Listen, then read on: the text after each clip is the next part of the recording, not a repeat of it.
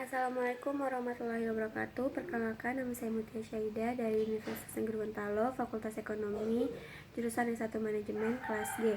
Nah, di sini saya akan menjelaskan tentang bab 3 pada buku merah, yaitu keefektifan organisasi. Keefektifan organisasi meliputi kemampuan untuk memperoleh masukan tersebut, menyalurkan keluaran, dan mempertahankan stabilitas dan keseimbangan di dalam sistem. Keefektifan ini sesungguhnya merupakan suatu konsep yang luas, mencakup berbagai faktor di luar maupun di dalam organisasi. Kemudian ada pengertian keefektifan organisasi menurut para ahli. Etzioni itu efektivitas organisasi merupakan tingkatan atau keberhasilan organisasi dalam usaha mencapai tujuan atau sasarannya. Kalau menurut Robbins, efektivitas organisasi adalah sejauh mana organisasi dapat mencapai berbagai sasaran jangka panjang dan jangka pendek yang telah ditetapkan. Kemudian efektivitas dan efisiensi organisasi. Efektivitas adalah tingkat keberhasilan organisasi dalam mencapai tujuan atau sasaran yang baik mencakup di dalam maupun di luar organisasi. Efisiensi adalah menunjukkan banyak input atau sumber yang diperlukan organisasi untuk menghasilkan suatu atau satuan output diukur sebagai rasio input terhadap output. Kemudian ada 4 pendekatan yang digunakan dalam pengukuran efektivitas organisasi. Yang pertama, pendekatan pencapaian tujuan atau goal attainment. Kemudian pendekatan sistem, ada pendekatan konstituensi strategi, dan terakhir pendekatan nilai-nilai bersaing. Kemudian ada efektivitas organisasi, ada kemampuan, keahlian, pengetahuan, sikap, motivasi.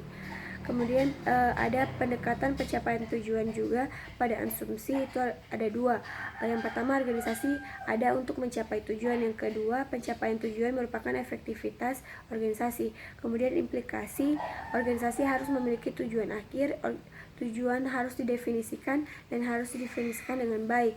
Kemudian tujuan harus bisa dikelola, kemudian harus ada kesepakatan tujuan tersebut, dan yang terakhir, kemajuan dalam mencapai tujuan tersebut harus dapat diukur. Asumsi organisasi terdiri dari bagian yang saling berhubungan. Jika salah satu bagiannya lemah, maka akan berpengaruh negatif pada keseluruhan sistem. Ada identifikasi konstituen, itu ada 8. Yang pertama, pemilik, pekerja, pelanggan, supplier, kreditor, serikat, masyarakat lokal bagi pemerintah, badan pemerintah. Kemudian ada masalah. Masalah ini memisahkan konstituen strategi dari lingkungan yang lebih besar, mudah diucapkan tetapi sulit dilakukan, karena perubahan lingkungan yang cepat mengakibatkan apa yang dianggap penting untuk hari ini. Kemudian kesulitan dalam mengumpulkan informasi yang akurat tentang harapan konstituen.